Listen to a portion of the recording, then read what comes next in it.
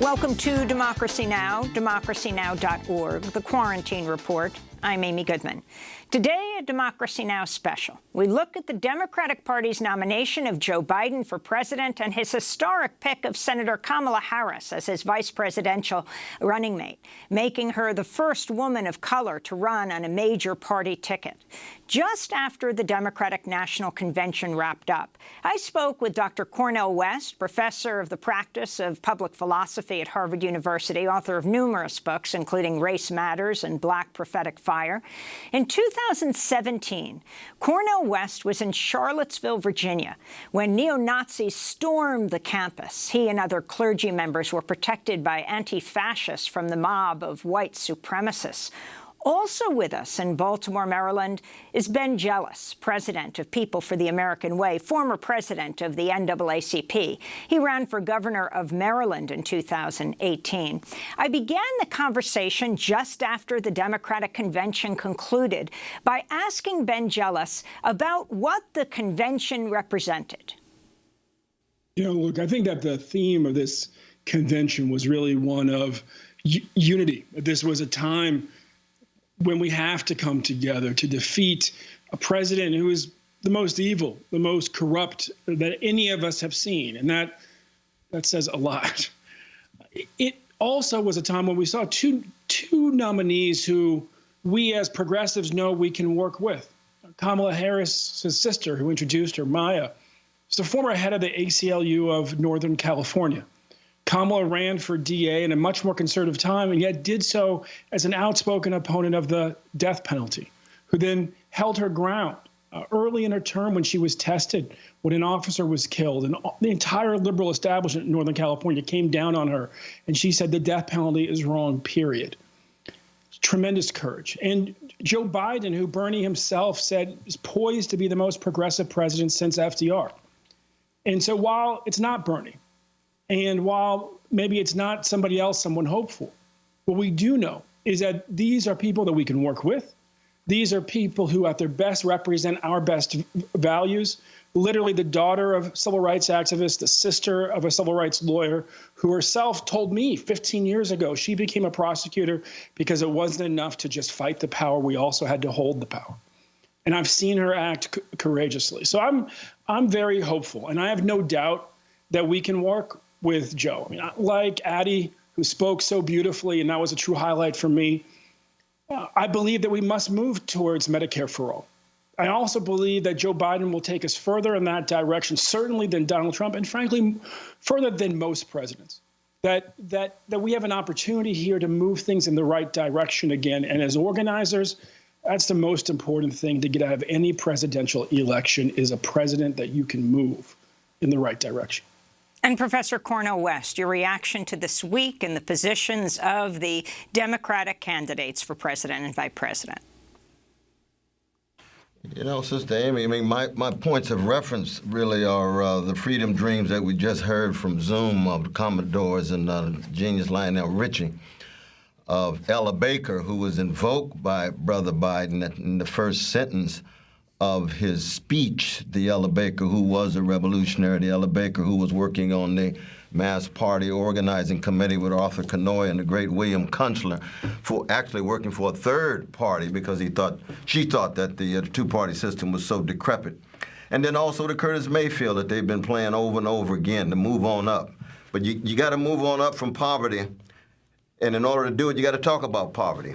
If you're going to move on up from Wall Street greed and Wall Street crimes, you got to talk about Wall Street greed and Wall Street crimes. If you're going to move on up from the Pentagon militarism around the world, you got to talk about it. Those are the taboo issues that we don't get serious wrestling with. So when you really talk about the soul of America and the battle for the soul of America, much of that soul has been evacuated by the Pentagon greed and the Wall Street greed, and the inability of the police and other institutions to treat black people and brown people and indigenous people as human beings. So I agree with Brother Ben in terms of being part of an anti-fascist coalition, that I think we're forced to vote for Biden, but we're not going to lie about Biden. We're not going to lie about Harris. We're going to tell the truth about their captivity and their refusal to hit Pentagon money spending and militarism around the world, to hit Wall Street greed, and to also speak substantively to issues of poverty. You can't have massive protests all around the country, the largest in the history of the country.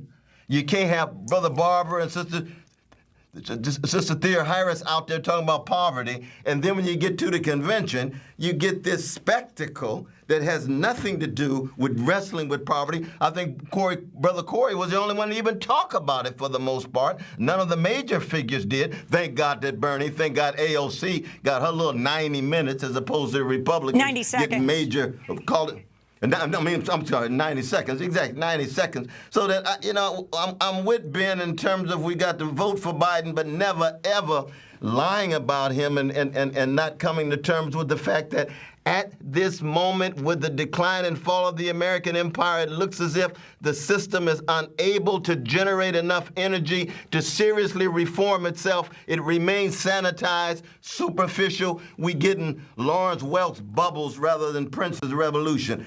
I want to go to the Prince's Revolution concert. I want fundamental change. I want to turn to Joe Biden's comments last night about Social Security.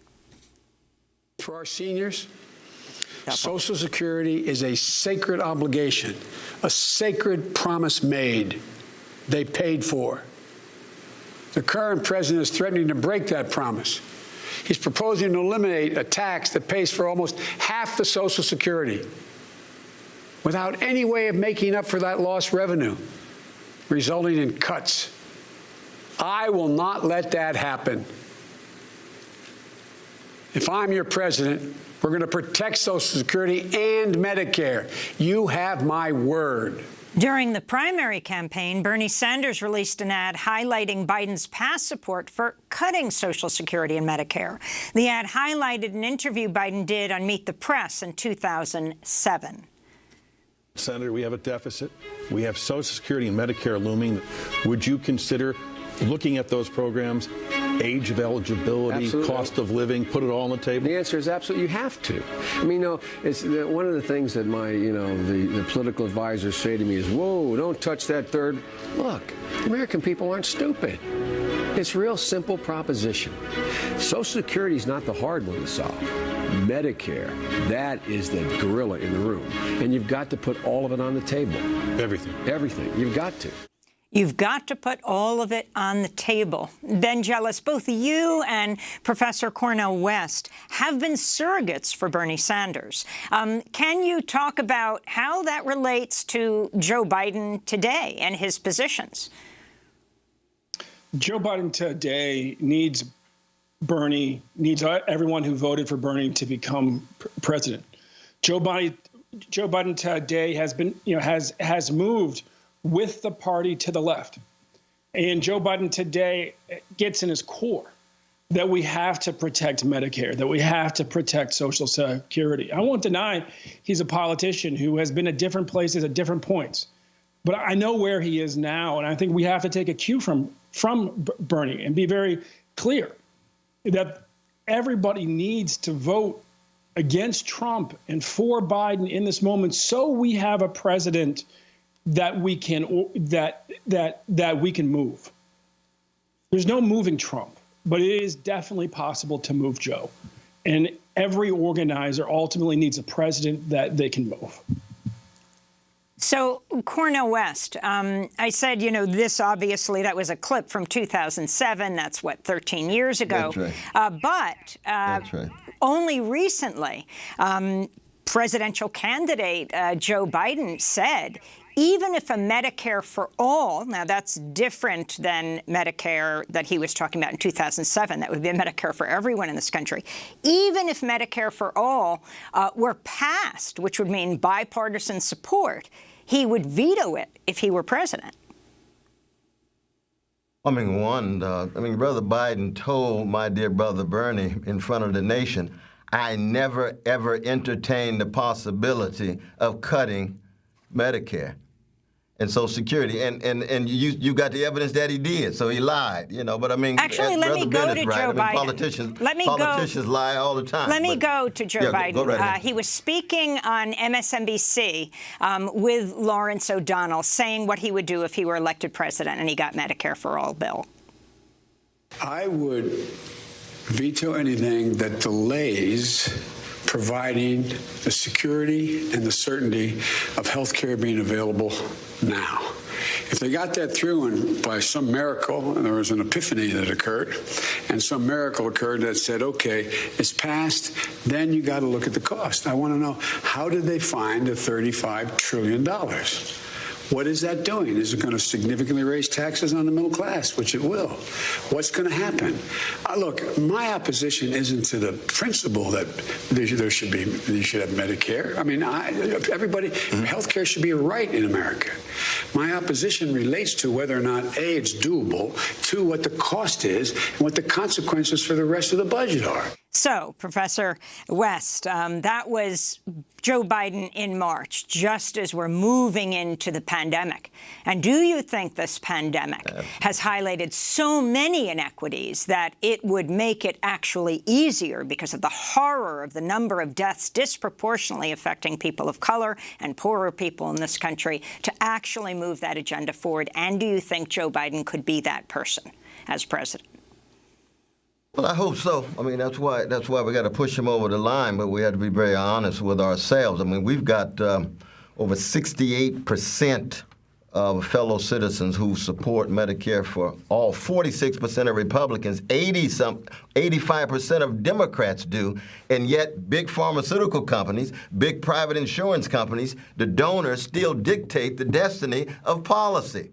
Now, people are not stupid in this regard. I mean, the distinctive features of a decline of an empire, military overreach, 53 cents of every dollar is going to the military, 53 cents of every dollar in the city of Chicago goes to the police. Militarism domestically, militarism abroad. But at the same time, you say to yourself, well, the people themselves are moving in a progressive direction. Brother Ben is right, but there's no translation. That's why we didn't hear enough serious progressive voices during the spectacle, because you've got this big money still rendering captive so many of those in the Democratic Party, and they want to speak and give a lip service to justice, but there's no real substance there in terms of sustaining an attack on poverty, sustaining attack on the mass incarceration system and the new Jim Crow, sustaining a redistribution of wealth downward. You can't talk about racism if you don't talk about black people having access to wealth. It could be reparations. It could be redistribution. We have to have access to wealth and income. And this is true for black, for brown. This is true for indigenous peoples. This is true for Asians across the board. And so what has happened, though, Sister Amy, is that we get in this sad spectacle that remains on the surface, and yet the massive suffering and misery that's taking place is intensifying, and we're getting the unraveling of public life with the post office and a whole host of other public institutions, education, and we're getting the inability to envision a substantive alternative to the present, so we end up tied to this nightmarish reality. So yes, a vote for Biden as an anti-fascist vote. That's different than in any way falling prey to illusions. We have to be able to keep our hopes while we kill the illusions.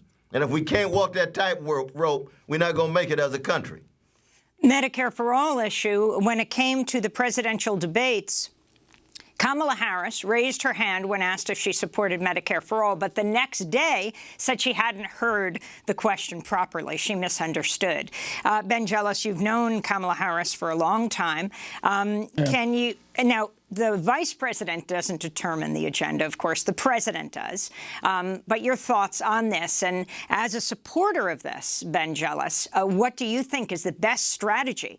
People are saying you wait until November 4th, and then you apply massive pressure, or do you start now? And if people don't start now, if they are suppressed because, as Cornel West said, it's a vote against fascism, will a pattern be set where it's too late after the election? My heart broke when I saw my friend, Mr. Barkan, speak via computer.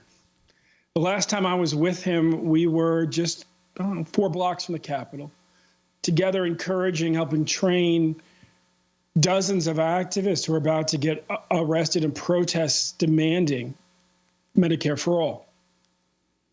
As an organizer, I can't pretend that it's all about where we are at this moment. It is always about our vision, it is about the will of the people, and it is about the trend of the movement in our country. And all of those point towards the day when Medicare for all will be a reality. And sure, you have, and it was in my own primary, establishment progressives who see themselves as experts on the budget, who have been completely bamboozled by corporations into believing that we can't afford it. And yet, year after year, we see more and more studies by academics, by think tanks saying, no, actually, Medicare for all is the most affordable option. So I believe that because of the movement in this country, the opinion of the people is laid out by Dr. West. Because of the resolve of organizers, not just Addie, but all the legions inspired by him and by my good friend, Dr. Barber, that we will get Medicare for all. And I don't depend on the platform position of some politician. No, I look to the will of the people. I look to the movement and the trend. So that's where my hope is. And as an organizer, I know we have to have a president. We have to have a vice president that we can work with. Can we move Biden? Absolutely. Can we move Harris? Absolutely. And that's where my confidence is. Of course, Adi Barkan did give he gave a few minutes of an address, but I've never heard him speak without saying the words Medicare for all. And here he didn't say it. Not clear if it because of the contenders' positions. Of course, right afterwards, he tweeted, "We will be fighting for Medicare for all starting on November 4th." And he described it. He just didn't use the words. But speaking about who spoke, let me ask Cornel West if you're concerned about, we were showing at the beginning of the broadcast all the presidential rivals, almost all of them, in discussion yesterday, and a number of them got key positions, including the former Republican Bloomberg. You had Amy Klobuchar, you had Cory Booker, and so many others. But you didn't have Julian Castro, who we spoke to at the beginning of the week. How is it possible that the only Latinx presidential candidate was not invited when almost all of the rest of them were? I think it's ridiculous. When you got the neo-fascist gangster in the White House, he started his whole campaign attacking our precious Mexican brothers and sisters. And here you got a Chicano from Texas who is brilliant and sharp and doesn't get a chance to speak. But Brother Bloomberg does. You say, wait a minute, Michael Bloomberg, the billionaire. And then Sister Linda Sosara gets demonized and pushed out because she stands for Palestinians. She's against the vicious Israeli occupation. Biden is talking about human rights. Harris is talking about a coalition of conscience. You can't have a coalition of conscience and talk about human rights if you don't come to terms with precious Palestinians under Israeli occupation. Ain't nothing anti-Jewish about that. In fact, it affirms Jewish values coming out of Hebrew scripture. Justice, justice, you shall pursue. There's talking about justice. So the role of the lobbies.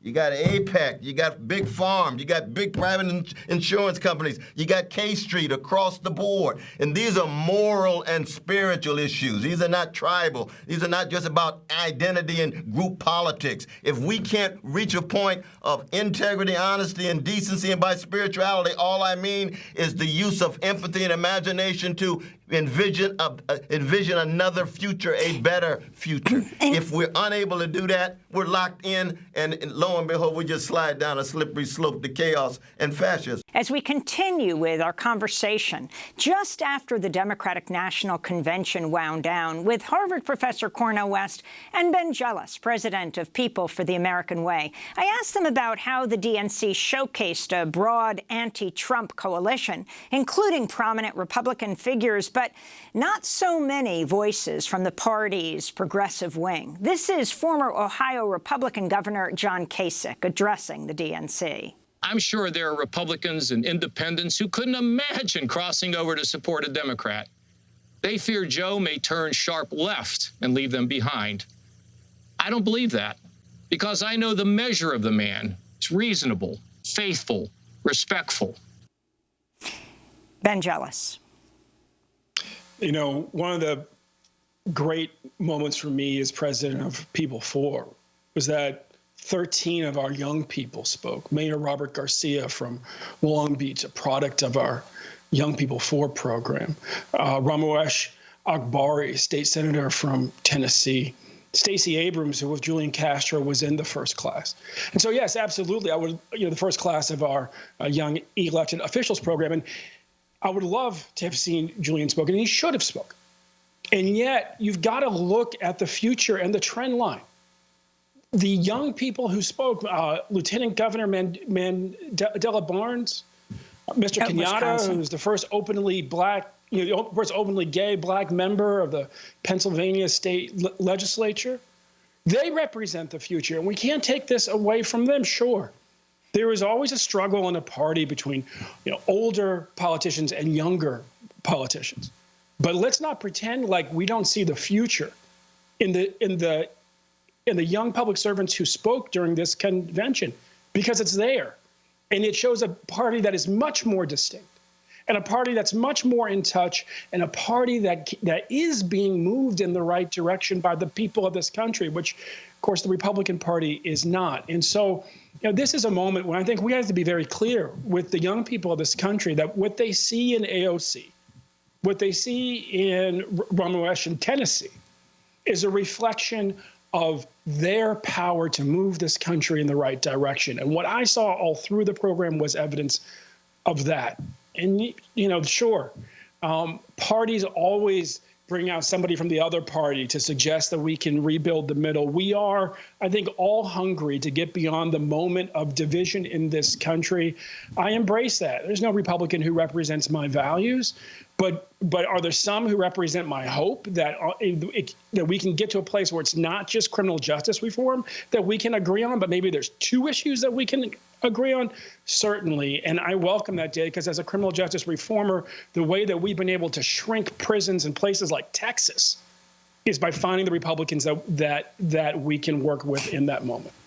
Ben, very quickly, I was wondering your response to the 13-year-old boy who spoke from New Hampshire named Braden Harrington, who had a stutter.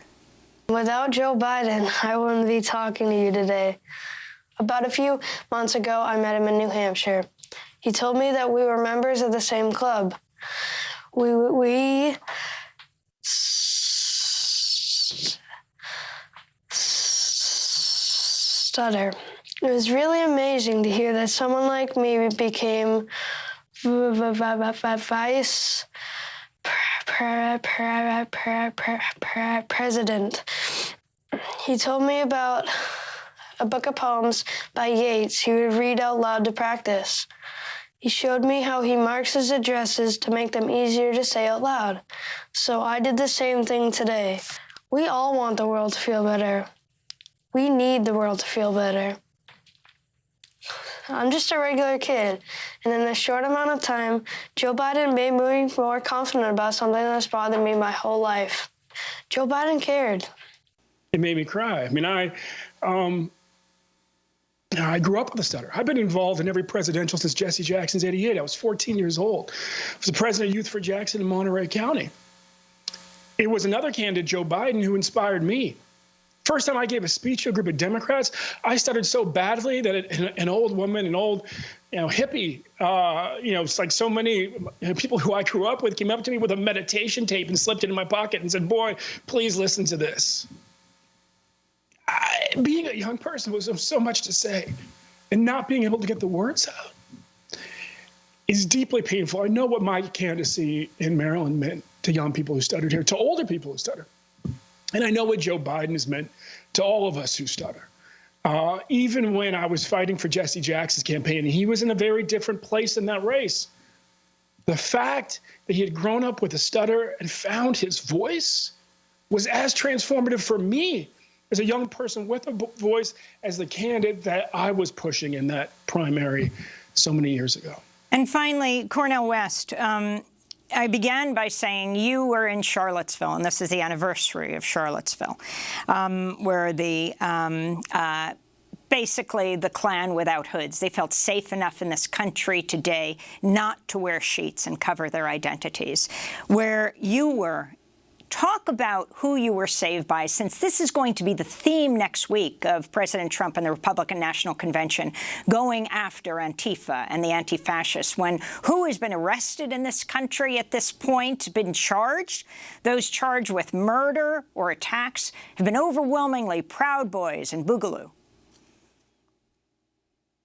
Well, I mean, we were standing as part of an anti-fascist coalition, just the same logic that we talk about in terms of pushing Biden and Harris across the line, but also telling the truth about them. There in Charlottesville, that coalition was a broad one. We saw at the convention, we got Colin Powell, militaristic, still part of that coalition. He's not my political friend. He's a brother. I'm a Christian. I try to love everybody, you know.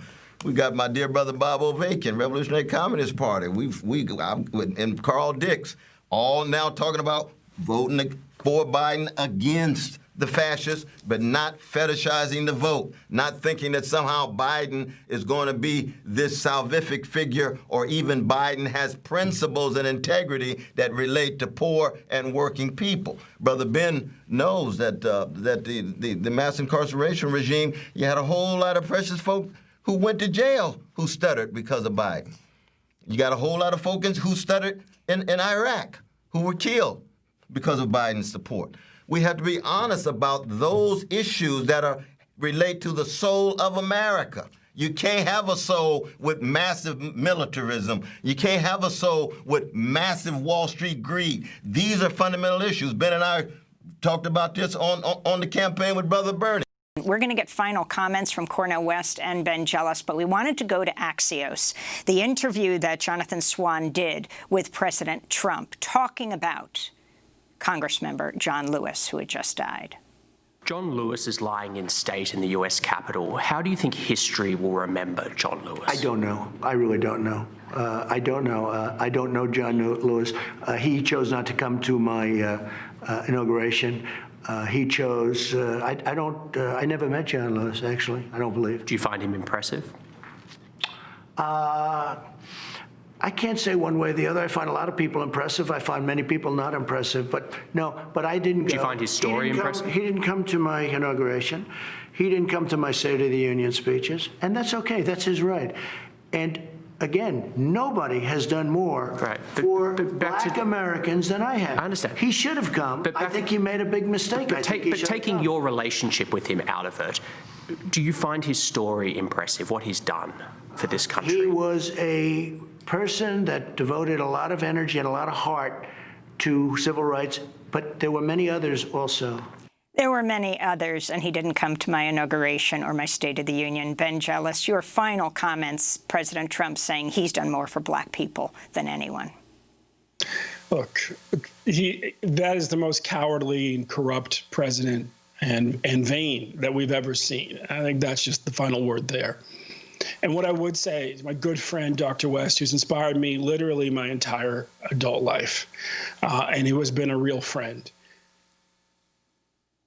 The prophetic voice in politics must do two things. One is to be honest about where we are, and the other is to be honest about where we can be. And in our church, in the black church, in our tradition, we claim the victory in advance, and then we make it real. And what I know is that there is a day coming when we will have Medicare for all, when we will transform public safety, and that getting to that day begins with getting the man you just saw, Donald Trump, out of office. Cornel West, 30 seconds. And that we have to be absolutely clear with the young people of this country that they will determine whether Trump stays in office or not by whether or not they show up to vote. Cornel West. That's true. No, I agree with Brother Ben. I would just add one thing, though, Brother Ben. It's not just a matter that Medicare will come. We have to point out who the major obstacles are. And those obstacles are big pharmaceutical companies and big private insurance who too often provide the money for the politicians who remain stuck in the middle ground rather than pushing all the way. But I'm with you. I'm with you, though, brother. Indeed, indeed. That's Dr. Cornel West, professor of the practice of public policy at Harvard University, and Ben Jealous, now president of People for the American Way, former head of the NAACP. You can see all our Breaking with Convention coverage, including on the Republican National Convention, at democracynow.org.